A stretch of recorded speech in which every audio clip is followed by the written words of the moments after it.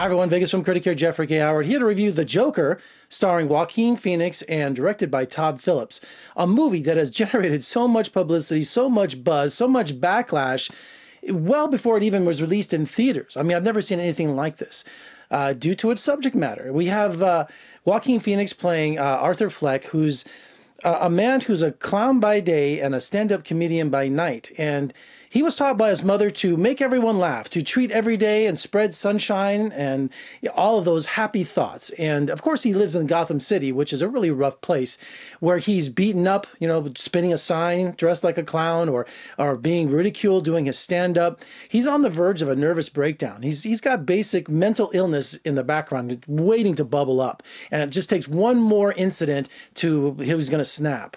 So Joaquin Phoenix, you know, without giving any spoilers away, because it just is an amazing film. It really is. And people were upset. Critics were about the violence in the film. And I counted, you know, nothing to spoil away. He killed about 6 or 7 people. Okay, I'm just going to put that up. Rambo, the week before, killed about 50 people, okay? He decapitated heads. He stabbed people brutally. Well, I'm just trying to say that the violence in Joker is, you know, when it does arise, is pretty graphic. But in comparison to something like Rambo, it's like, why aren't people protesting that film, you know? And I love Sly, and I loved Rambo, Last Blood, but it was far more shocking than Joker was. Now, getting back to Joker, Todd Phillips gives us some really great Easter eggs in this movie, because we have Robert De Niro, who essentially is this talk show host. And if you remember The King of Comedy, which is one of my favorite Scorsese films, he played Rupert Pupkin. And basically, the Joker is Rupert Pupkin. He's basically making that movie all over again, where he wants to be a stand-up comedian. He wants to get on this talk show that Robert De Niro hosts. He's kind of like a Johnny Carson of his time. And he's going to do some really disturbing things to get on that show, and also to make his new character of Joker emerge from this hell that's been festering inside him.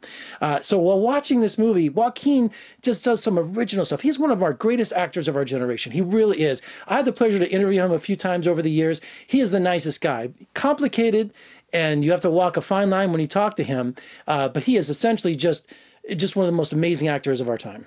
Now, Joaquin plays him as a sympathetic character. You really feel for this guy. He's trying to do the right thing. He's trying to make a living. He's trying to take care of his sick mother. And you really feel for him, because he's out there doing the best that he can in Gotham City, and no one will give him that chance, you know?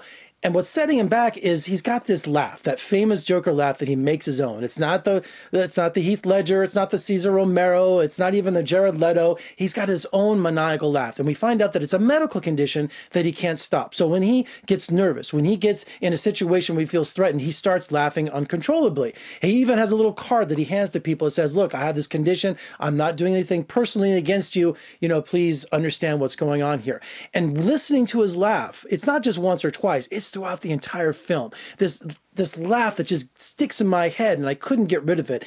Just really disturbing. It's just really creepy. Now, of course, one of the most famous iconic scenes in the movie, and it's destined to be legendary, is when he finally transforms into the Joker. He comes down this staircase to that Gary Glitter song, Rock and Roll Part 2, who's a convicted sex offender serving 20 years in prison somewhere. So there's a lot of backlash of Todd Phillips using the Gary Glitter song. But, you know, you find out that Glitter doesn't receive any royalties from that. And it's just, I don't know why he chose that song, but it seems perfect. It really does. And Todd Phillips really messes with the audience, because it's something that's happening in the movie is what we call in our creative writing class and screenwriting as the Joker is an unreliable narrator. There are times in the movie where you don't know what's real and what's not, you know, because that's why we're inside his mind sometimes, and sometimes we're not. And if you just flash back to Rupert Pupkin in The King of Comedy, he does the same thing. He sits there pretending he's on the Jerry Langford show. He's pretending that he's having lunch with Jerry Langford.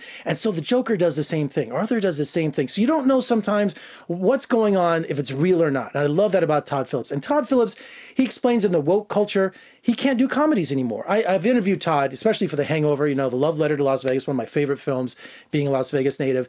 He says he can't do comedy anymore because of the woke culture, meaning you can't say anything anymore without offending people. Yet you can turn to something like The Joker, where people can be brutally murdered, and it's just a crazy culture we're living in right now. Because I think Todd Phillips is one of the greatest voices in comedy, but comedy is being smothered. It really is right now. Ask Mel Brooks when he was doing Springtime for Hitler, and comedy can't ring true, he said one time to me.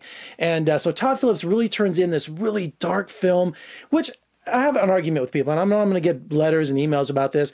this is barely a comic film. This is barely the Joker, because other than mentioning Gotham City and other having Thomas Wayne in the film, this could have been about just Arthur Fleck. This could have been about someone diving into mental illness and transforming himself into some alter ego. Okay, so this is barely a comic book film. And I know people out there have an argument about how deep it is into the Joker, and I disagree. I think this is just barely this much of it. It could have been a movie without the connotation to DC Comics. He could have been Joker, could have been a clown. People could have said, oh, that reminds me of Batman. But this movie barely references any of those comic book points. Now, finally, that staircase, I want to get back to that. I was sitting there during the movie watching him walk down those stairs and dance down those stairs, and I thought, wow, this is, especially in the movie poster, we have that famous scene in there. And I kept thinking, what other movies have those famous staircases? Of course, the Exorcist stairs in Georgetown, which I've been to, this famous staircase in LA with Lauren Hardy and the Music Box, their Academy Award-winning short where they're moving a piano up and down these long staircases.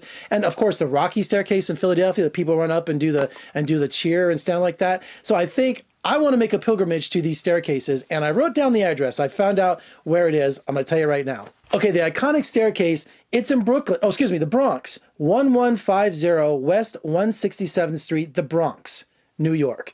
So I have a feeling that, especially around Halloween, people are going to make pilgrimages there and take pictures on the stairs. So I don't know what the people of that neighborhood are going to do. They're going to probably freak out about all the attention they're getting. Who knows? But the businesses might flourish around there. But I definitely want to try to make a pilgrimage to the Bronx, which I've never been to. I've been to Manhattan 1,000 times, but I've never been to the Bronx. But I really want to check out that staircase.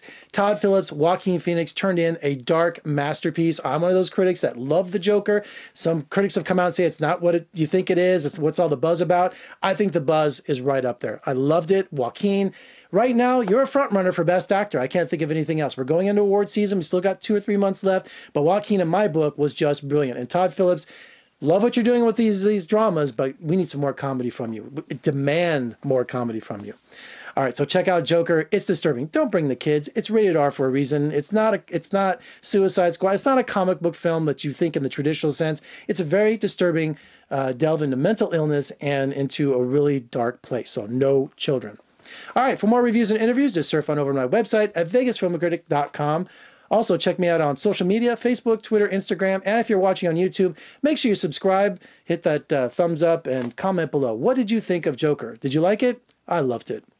All right, I'm Jeffrey K. Howard in Las Vegas. Thanks for joining me. I'll see you next time.